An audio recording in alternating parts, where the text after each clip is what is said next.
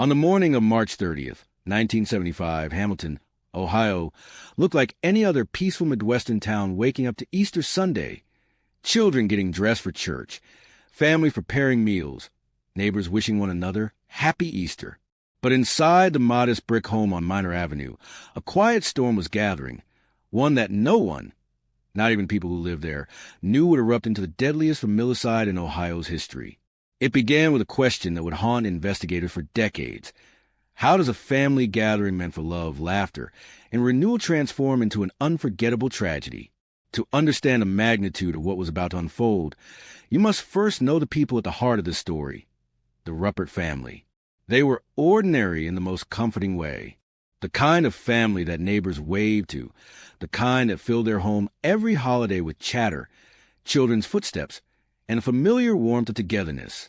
At the center of the family was Charity Ruppert, the 65-year-old matriarch whose home served as the gathering place for her children and grandchildren. Known for her gentle voice and unwavering patience, she was a thread that stitched her family together. Her kitchen was always warm, her door always open, and Easter Sunday was one of the days she cherished most, celebrating life with the people she loved. Her older son, Leonard Ruppert Jr., had built a life defined by responsibility and quiet determination. A hard-working man, devoted to his wife and children, Leonard was the kind of father who never missed a school play or a family milestone. His wife, Alma, was warm-hearted and nurturing, known for her kindness and the steady way she held her household together. Together they were raising 8 beautiful children, curious, bright, full of promise, and the very heartbeat of the extended Ruppert family. These children, each with their own personalities, hopes, and quirks, filled the home that Easter morning with excited voices and small joys, the anticipation of colorful eggs, the comfort of being surrounded by family, and the happiness of childhood unshadowed by fear. Their laughter drifted through the rooms, innocent and unknowing. What the family could not see was the growing darkness, sitting quietly among them during these gatherings. James Urban Ruppert, Charity's younger son. At 41, he was an enigma to many who knew him, intelligent, quiet, and socially withdrawn. He had lived a life marked by internal battles, strained relationships, and feelings he rarely allowed others to see. To some, he appeared harmless, simply a man who struggled to find his place. To others, there was something unsettled about him, something fragile and possibly dangerous.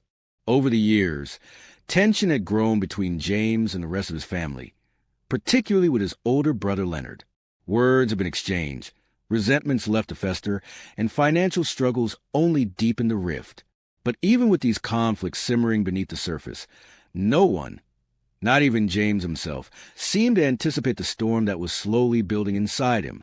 That Easter morning, as the family gathered, as children ran to the halls and adults prepared the meal, there was no sign that anything was wrong. No suggestion that this day, meant to celebrate rebirth and hope, would instead become a grim chapter in American true crime history. The Ruppert home was full of life, full of love, full of the simple joys of holidays spent together. And yet, in the quiet spaces between those moments, something inched toward the unimaginable. Before anyone realized it, the line between family and fatality had already begun to blur. The stage was set. The victims lived their final hours unaware that the greatest danger they faced was not from the world outside, but from blood sitting quietly among them. As the Ruppert family settled into the rhythm of their Easter celebration, the home felt warm and alive. Children moved from room to room with baskets in hand. The adults exchanged light conversation, and Charity smiled at the sight of her family gathered under one roof. It was the kind of scene any mother would treasure, a rare moment when every loved one was present, safe and close. Yet somewhere within that ordinary comfort, James Urban Ruppert felt himself pulling away from the warmth around him. The lively chatter, the closeness of the family he had always struggled to connect with, the subtle reminders of the life he believed had slipped out of his grasp. It all seemed to swirl together into a tension he could neither name nor escape. To those in the house, James appeared quiet, perhaps even reflective. He wasn't disruptive, didn't speak sharply, didn't show visible signs of anger. He simply existed on the edges of the gathering, neither included nor excluded. But internally, his thoughts were boiling. Old resentments, long-standing insecurities, years of feeling overshadowed by Leonard and misunderstood by the rest of the family.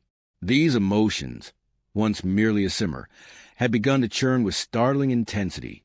For months leading up to Easter, James had wrestled with mounting pressure. Financial troubles weighed heavily on him. He feared losing what little stability he had left. His relationship with Leonard, already strained, had deteriorated further, leaving a residue of bitterness that seemed to seep into every interaction. As each personal setback piled onto the next, James found himself slipping deeper into isolation.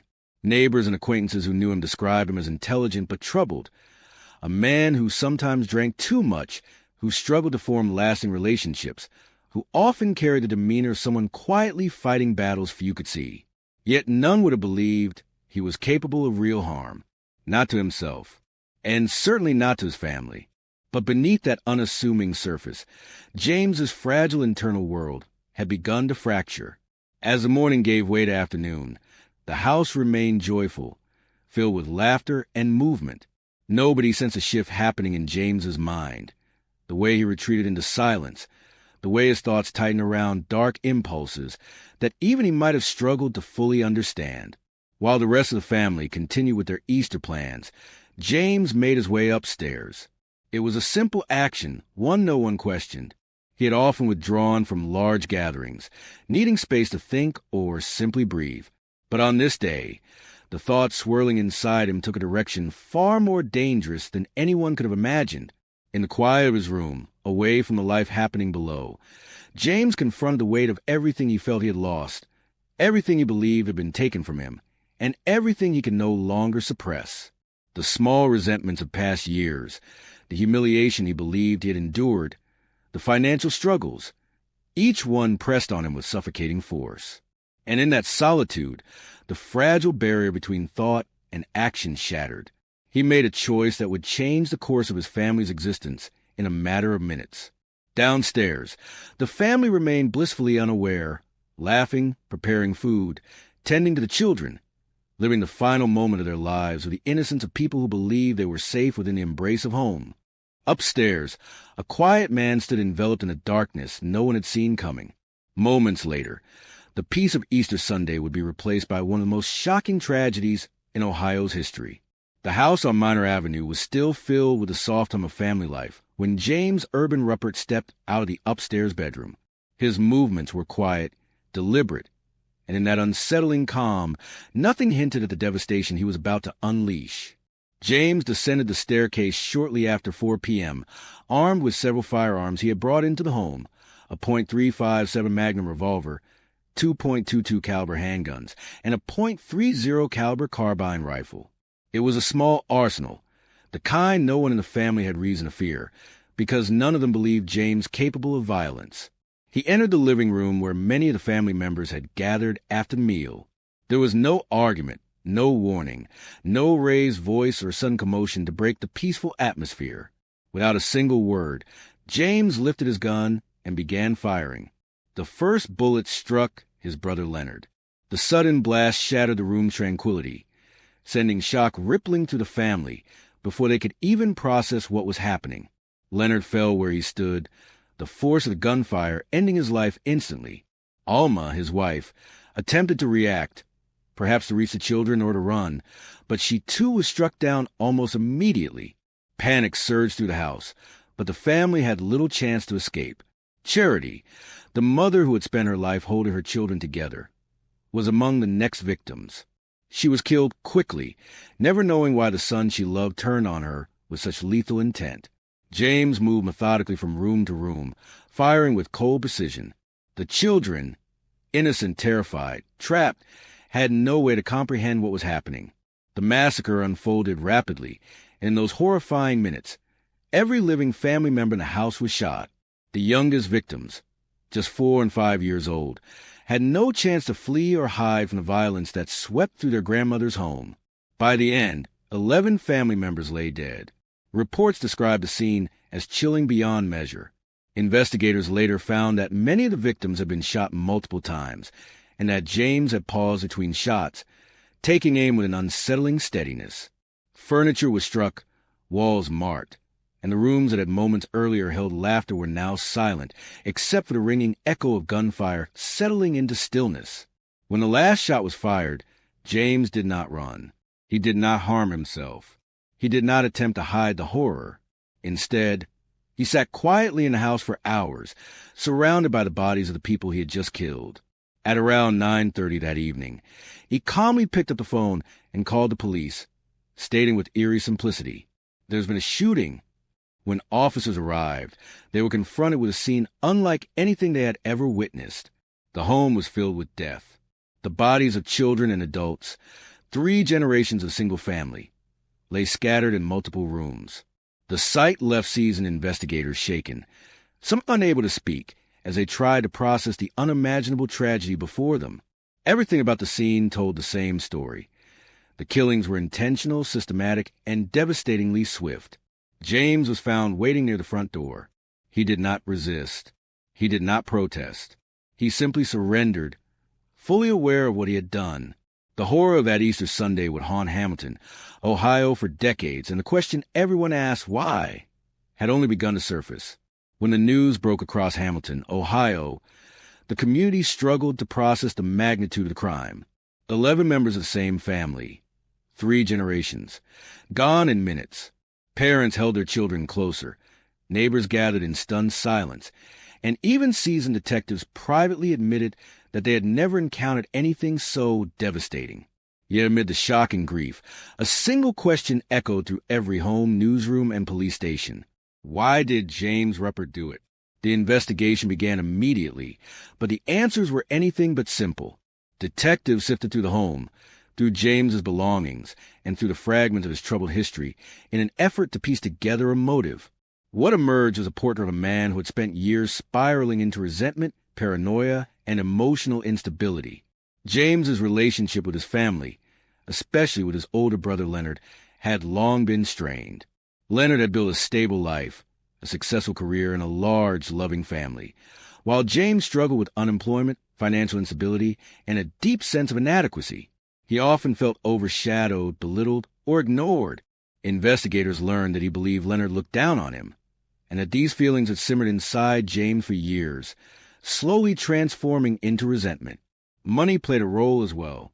Reports revealed that James faced growing financial problems and feared losing his home. Some investigators wondered if he viewed his mother's modest assets and inheritance as a lifeline slipping out his reach. The fact that the entire family was gathered under one roof made the situation even more volatile. Everyone who represented his insecurities, failures, and perceived slights was together in a single space. But financial strain alone could not explain such overwhelming violence. Forensic psychologists later suggested something deeper, a deteriorating mental state. They described James as a man whose grip on reality had begun to waver, someone who felt trapped, powerless, and increasingly detached from the world around him. Testimony during his trials revealed signs of paranoia, depression, and emotional collapse. Some experts believe he had experienced a psychological break, triggered by the pressures he had been quietly carrying for years. Others pointed to his heavy drinking.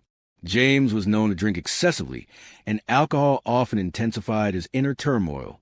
Witnesses later testified that he had been drinking heavily in the days leading up to Easter, and investigators believe this may have further clouded his judgment, lowering the final barrier between thought and action. Yet even with these clues, the truth remained elusive. Was this massacre the result of long-held resentment exploding into violence? A desperate act driven by financial fear? A psychotic episode where James no longer understood the consequences of his actions? Or a chilling combination of all three? The courts wrestled with these questions. James underwent multiple trials, each examining his mental state with painstaking detail. One jury found him guilty of all 11 murders. Another ruled that he was not guilty by reason of insanity for 9 of the deaths. Ultimately, he was convicted of the murders of his mother and brother, 2 figures who appeared central in his internal conflict, and sentenced to life in prison. But even with expert testimony, legal conclusions, and psychological analysis, the motives behind the Easter Sunday Massacre never felt fully explained. The human mind is complex, fragile, and sometimes unknowable. And in James Ruppert's case, No single reason could encompass the enormity of what he'd done. What remained was grief, deep, raw, and unending. A single act had shattered an entire family and scarred a community forever. The people of Hamilton mourned not only the lives lost, but the innocence stripped from their small town. Parents wondered whether signs had been missed, whether someone could have intervened, whether this tragedy could have been prevented. Even in prison, James remained largely silent about what drove him. He lived out his days without offering the clarity people longed for. And so, the motive, like the tragedy itself, became a wound that never fully healed, marked by lingering questions that time could not erase. In the days following the massacre of Hamilton, Ohio became a community suspended between disbelief and mourning. The shock was not confined to the neighborhood where the Ruppert family lived. It spread through schools, churches, workplaces, and households across the town. 11 funerals were held. 11 lives, cut short in a moment of incomprehensible violence, were laid to rest. People who had known the family for years struggled to understand how an ordinary Easter gathering had turned into one of the darkest tragedies in the state's history. Neighbors recalled hearing the laughter of the children, seeing them play in the yard, and watching Charity proudly welcome her grandchildren into her home. Teachers remembered the children as bright, polite, and full of potential. Friends of Leonard and Alma spoke about their devotion to their kids, their strong family values, and the simple joys they cherished. The sudden loss of so many lives left a void that words could never fully express. Hamilton's residents, once accustomed to the quiet rhythm of small-town life, found themselves grappling with emotions that felt impossible to carry: fear, sorrow, confusion, and anger. Vigils were held across the community, candles glowing softly in the night as people gathered to support one another. Families hugged their children a little tighter. Churches became spaces where grief poured out freely, where people prayed for understanding, healing, and peace. For law enforcement, the investigation left a lasting scar. Officers who walked into the Ruppert home that evening would later describe it as the most harrowing scene of their careers. Some struggled for years with the emotional toll. They questioned the nature of evil, the fragility of a human mind, and the hidden storms people carry behind quiet faces. There were no survivors from inside the home that day, no one to recount the fear, the confusion, or the final moments. Yet the community itself became the collective survivor, left to bear the weight of the tragedy. Parents warned their children about the unpredictability of people. Friends questioned the hidden struggles within their own families. And many quietly wondered whether signs had been overlooked, whether James's isolation, resentment, or instability could have been addressed before it descended into tragedy. As the years passed, the story of the Easter Sunday Massacre did not fade. It remained present in documentaries, books, academic studies on familicide, and local memory. Each retelling reopened the lingering questions that had never found clear answers. What truly pushed James to act? Was it anger? Mental illness? Desperation? Could intervention have saved 11 innocent lives? And how do families navigate the invisible fractures that exist behind closed doors? James himself never fully explained his actions. He lived in prison until his death in 2022, silent on the motives that the world so desperately wanted to understand. His quiet refusal left a permanent gap in the narrative, a missing piece that ensured the tragedy would forever be shrouded in uncertainty. The legacy of the massacre is not only one of horror, but also one of reflection. It forces society to look closely at mental health, family conflict, isolation, and the importance of recognizing emotional distress before it reaches a breaking point. It reminds us that even familiar faces can carry shadows no one sees. And so, the story of the Ruppert family lives on, not just as a chilling chapter in true crime history, but as a reminder of the fragile, complicated nature of human beings. It leaves behind unresolved mysteries, unanswered questions, and a deep ache for the lives that were lost. If you were watching this unfold, this would be the moment to pause and reflect. What do you think happened inside James's mind? Could this tragedy have been prevented? How does a person unravel so far that they turn against their own family? Share your thoughts, theories, and reflections in the comments. And if you want more true crime stories like this, cases that challenge our understanding of human nature, make sure you subscribe and turn on notifications so you never miss a story.